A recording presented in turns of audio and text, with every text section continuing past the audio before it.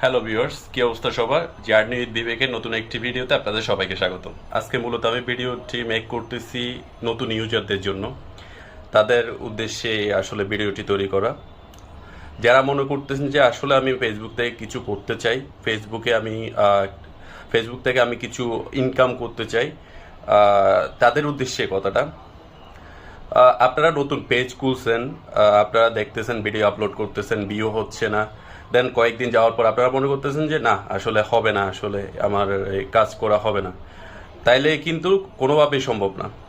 আপনাদের মধ্যে যদি টাকা ইনকাম করার আপনাদের ইচ্ছে থাকে, তাইলে প্রথম কাজ হচ্ছে আপনাকে ধৈর্য ধারণ করতে হবে।